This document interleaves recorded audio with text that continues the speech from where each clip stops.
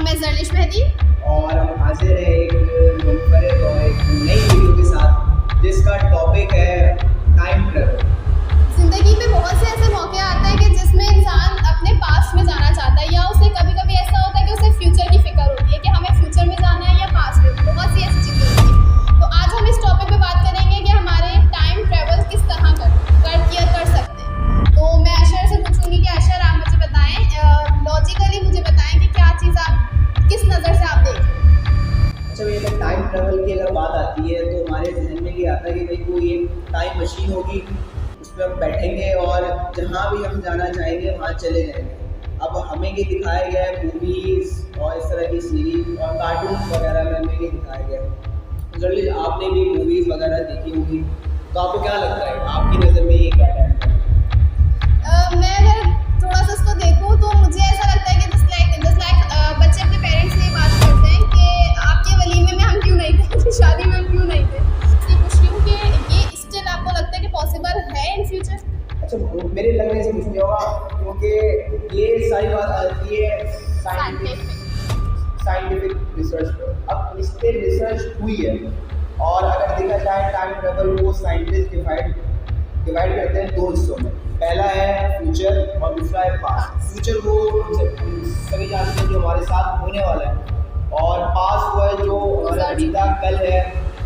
अब फ्यूचर की अगर हम बात करें तो फ्यूचर में टाइम ट्रेवल करना लॉजिकली और साइंटिफिकली पॉसिबल है। क्यों? क्योंकि एल्बर्ट आइंस्टाइन जो है वो समझा जाता है कि सदी के जो है वो सबसे बड़े साइंटिस्ट हैं, और उनसे पहले होते हैं आइजैक न्यूटन साहब। वो कहते थे कि भाई टाइम है वो क्या है, कांस्टेंट है, कि ना तेज चल सकता है और ना धीमे चल सकता है, ये कांस्टेंट है।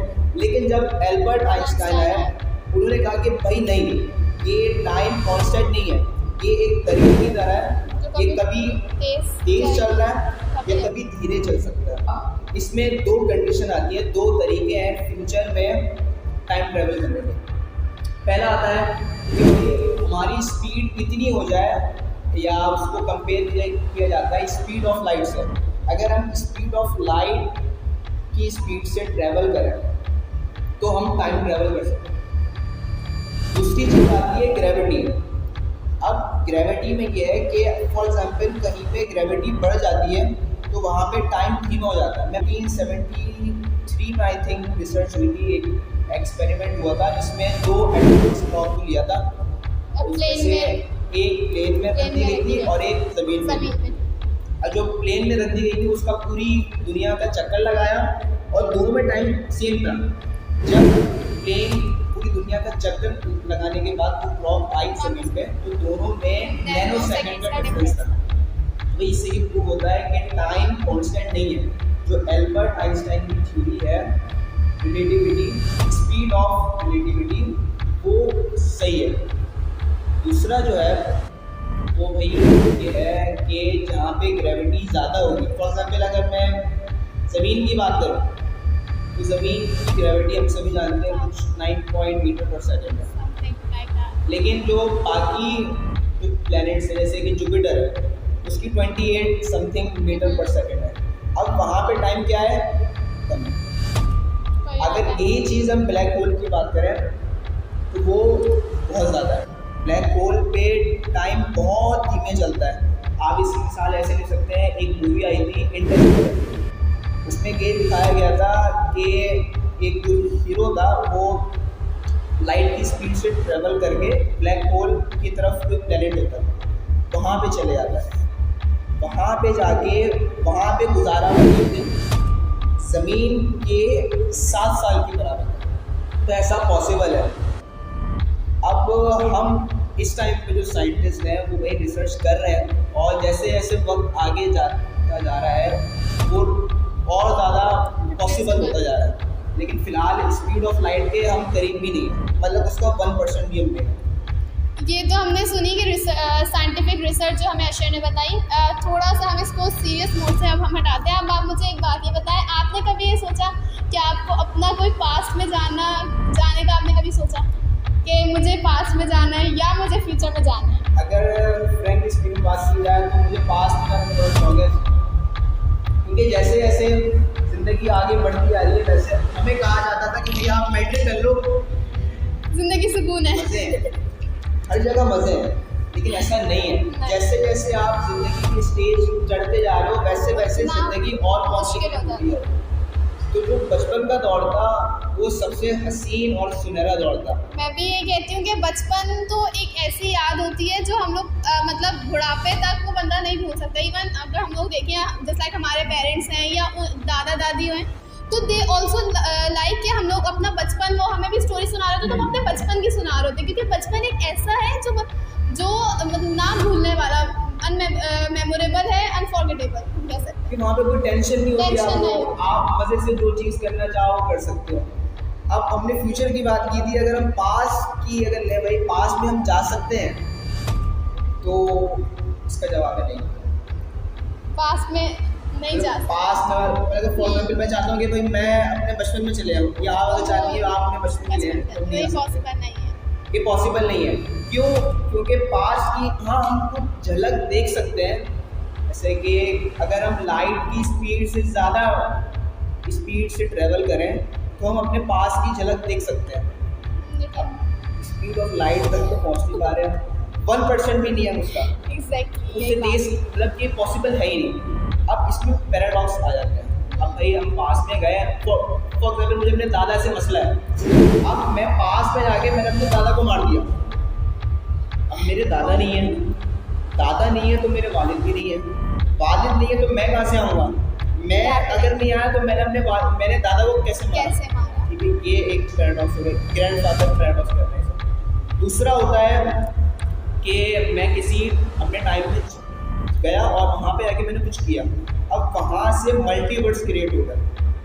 मल्टीवर्स हम आजकल की एवेंजर्स वगैरह में देखते हैं कि फॉर एग्जाम्पल मैं अशर हूँ, अब मेरे जैसा ही अशर जो है किसी दूसरे यूनिवर्स में है, ये कैसे पॉसिबल है?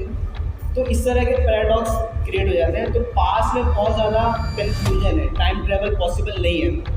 अच्छा भाई, अब ये तो हो गई साइंटिफिक रिसर्च इस टाइम की सदी की बात। अगर मैं आपसे 14 साल पहले चले जाऊँ तो हमारे पास एक हूबहू एक ऐसा इंसिडेंट मौजूद है जो कहीं हुआ है। आप सल्लल्लाहु अलैहि वसल्लम जो है रात की पहर में जब मेराज पे गए थे तो उन्होंने कितने सारे इवेंट डिस्कवर कर लिए, कितने अंबिया कराम से मिले, वहाँ पे जाके वो नमाज़ पढ़ी, अल्लाह ताला से मिले और इतनी सारी कॉन्वर्सेशन उन्होंने की।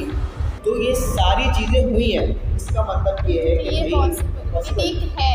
मतलब ये है कि मतलब उनका बिस्तर जो था वो गर्म था, जब वो आए तो तब भी गर्म था। ऐसा नहीं है कि वो टाइम से ज़्यादा अलग हो गए, मतलब टाइम में ही थे वो, जीरो टाइम नहीं कह सकते उसे, क्योंकि पहर गुजरा नहीं था, पहर में ही थे। मतलब पॉसिबल है, हमें रिलीजियस साइड से भी ये दलील मिलती है कि भाई ये पॉसिबल है।